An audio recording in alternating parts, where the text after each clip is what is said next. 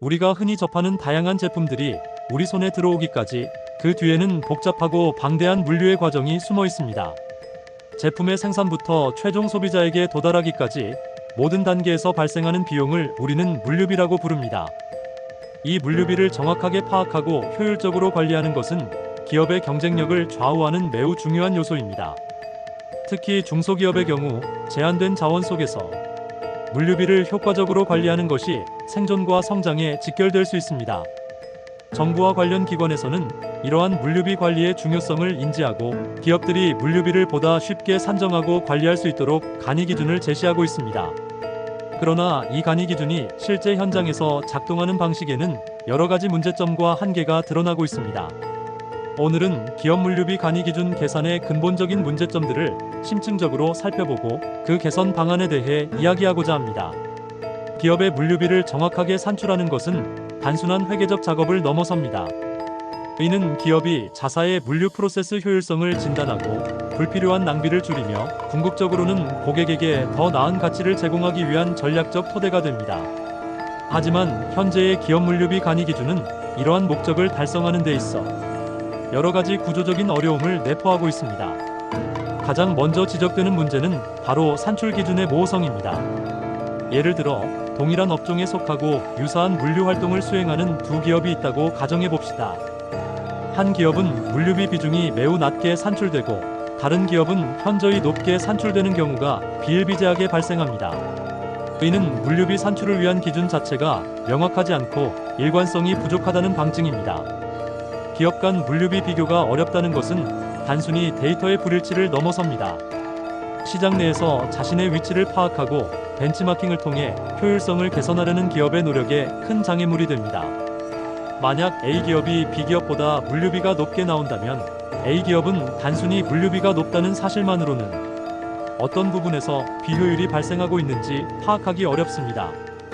기준이 모호하기 때문에 어떤 항목을 물류비로 간주하고 어떻게 계산해야 할지에 대한 기업들의 혼란이 가중되는 것이죠.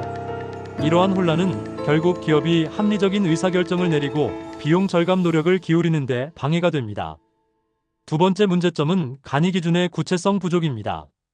현재 기업 물류비 산정 지침에서 제시하는 간이 기준은 말 그대로 사전적인 정의 수준에 머무르는 경우가 많습니다. 운송비는 이러이러한 비용을 포함한다와 같은 추상적인 설명만으로는 복잡다단한 기업 현장의 실제 물류 활동을 정확히 반영하기 어렵습니다. 특히 중소중견 기업의 경우 자체적인 물류 전문 인력이나 고도화된 시스템을 갖추기 어려운 경우가 많습니다. 이들에게 필요한 것은 추상적인 정의가 아니라 우리 기업의 상황에서는 어떤 활동을 물류비로 보고 어떤 방식으로 계산해야 하는가에 대한 구체적인 산출 사례와 가이드라인입니다. 예를 들어 물류 창고에서 발생하는 전기요금이나 인건비를 물류비의 어느 항목으로 분류하고 어떤 배부 기준으로 할당해야 하는지에 대한 명확한 예시가 부재합니다. 이러한 구체적인 산출 사례의 부족은 현장에서의 혼란을 야기하고 결국 기업들이 물류비를 정확하게 파악하는 것을 어렵게 만듭니다. 세 번째로 물류비 계산 범위 설정에 어려움이 있습니다. 과연 어디까지를 물류비에 포함해야 하는가에 대한 명확한 기준이 없다는 점입니다. 기업마다 물류 활동의 정의와 범위가 다르고 이에 따라 물류비로 인식하는 항목도 제각각입니다. 어떤 기업은 제품의 포장 비용을 물류비로 간주하는 반면 다른 기업은 제조 원가에 포함시키기도 합니다. 또한 조달 물류에서 발생하는 위탁 물류비, 즉 외부 업체에 지불하는 비용은 대부분 구매 원가에 포함되어 회계 처리되는 경우가 많아 이를 물류비 항목으로 따로 추출하여 산정하는 것이 매우 어렵습니다. 이처럼 물류비의 경계가 모호해지면 기업은 자사의 물류비 규모를 정확하게 파악하기 어렵고 이는 곧 물류비 절감 노력의 한계로 이어집니다. 만약 기업이 물류비를 과소평가하거나 특정 항목을 누락한다면 실제보다 물류 효율성이 좋다고 오판할 수 있으며 이는 비효율적인 물류 시스템을 개선할 기회를 놓치게 되는 결과를 초래합니다. 네 번째는 중소기업 적용의 어려움입니다. 현재의 간이 기준은 대기업이나 물류 전문 기업의 복잡한 시스템에 초점을 맞추고 있는 경향이 있습니다. 반면 상대적으로 물류 시스템이 단순하고 인력도 제한적인 중소기업에 적용하기 쉬운 일반 기준은 여전히 부족합니다. 업종별 특성을 고려하지 않고 일률적으로 적용되는 기준은 다양한 산업 분야의 중소기업들에게 실질적인 도움이 되기 어렵습니다. 예를 들어 유통업과 제조업, 그리고 물류 전문업은 물류 활동의 성격과 비중이 현저히 다릅니다. 유통업은 재고 관리와 배송이 핵심이지만 제조업은 원자재 조달부터 완제품 출하까지의 과정이 복잡합니다. 이러한 업종별 특성과 기업 규모의 차이를 고려하지 않은 간이 기준은 중소기업이 자사의 물류비를 정확히 계산하고 관리하는 데 있어 비효율을 초래합니다. 또한 간이 계산 기준에서 제시하는 계산 방법 자체가 구체적이고 상세하게 설정되지 못했으며, 특히 물류비 계산 시 비용 배부 기준에 대한 구체적인 적용 기준이 없는 것도 큰 문제입니다. 예를 들어 사무실 임대료 중 물류 관련 부서가 사용하는 공간에 대한 비용을 어떻게 물류비로 배부해야 하는지에 대한 명확한 지침이 없는 것입니다. 이러한 점들은 중소기업이 물류비를 정확히 파악하고 효율적인 물류 전략을 수립하는 데 심각한 걸림돌이 됩니다. 마지막으로 물류활동 정의의 모호성입니다. 물류활동이라는 개념 자체가 명확하게 정의되지 않아 어떤 활동을 물류비에 포함해야 하는지에 대한 혼란이 지속되고 있습니다.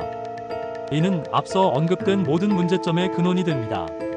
만약 물류활동에 대한 통일된 정의가 없다면 각 기업은 저마다의 해석에 따라 물류비를 산정하게 되고, 이는 결국 데이터의 일관성과 비교 가능성을 떨어뜨립니다. 물류는 운송, 보관, 하역, 포장, 정보 등 다양한 활동을 포괄하는 개념이지만 이러한 활동들의 경계가 모호하거나 다른 기능과의 중복이 발생할 경우 물류비 산정의 복잡성은 더욱 가중될 수밖에 없습니다. 이러한 문제점들을 해결하기 위해서는 다각적인 노력이 필요합니다. 먼저 구체적인 산출 사례를 제시하는 것이 시급합니다. 중소중견 기업들이 간이 기준을 쉽게 이해하고 적용할 수 있도록 관리, 항목별, 기능별 분류 사례를 포함한 구체적인 산출 예시를 풍부하게 제공해야 합니다. 단순히 텍스트로 된 정의보다는 실제 기업의 상황을 반영한 사례 연구나 시뮬레이션 결과가 훨씬 효과적일 것입니다.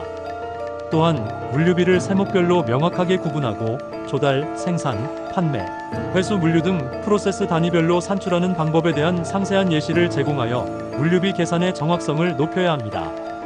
두 번째 개선 방안은 업종별, 규모별 맞춤형 기준을 마련하는 것입니다.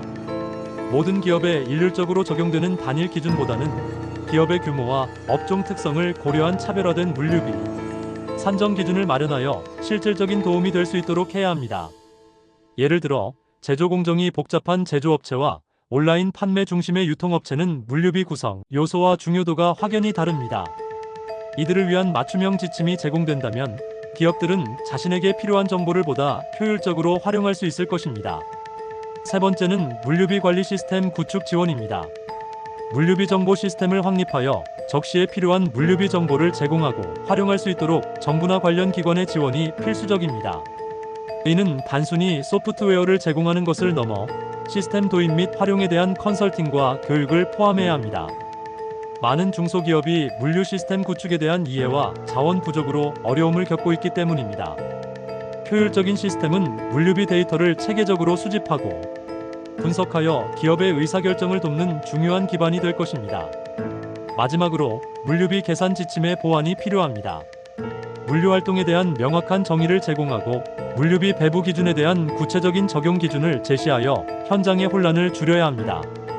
한국물류관리사협회와 같은 전문 기관들의 실태 조사를 통해 얻은 데이터를 바탕으로 정부 차원의 물류 회계 기준 표준화를 추진해야 합니다.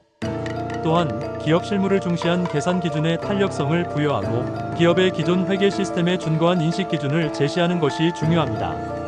이는 기업이 물류비를 이중으로 계산하거나 복잡한 과정을 거치지 않고 기존의 회계 체계 내에서 물류비 정보를 효율적으로 관리할 수 있도록 돕는 방향으로 진행되어야 합니다.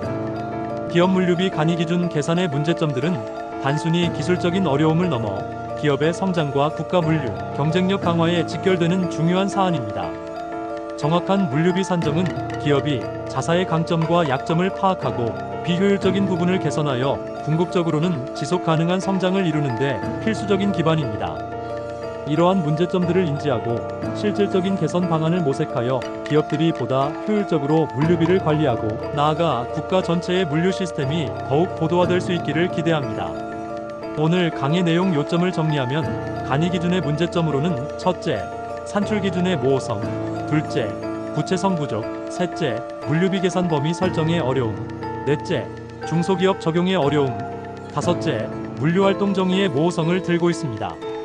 대안으로는 첫째, 구체적인 산출 사례 제공, 둘째, 업종별 규모별 맞춤형 기준 마련, 셋째, 물류비 관리 시스템 구축 지원, 넷째, 물류비 계산 지침의 보완으로 정리하였습니다.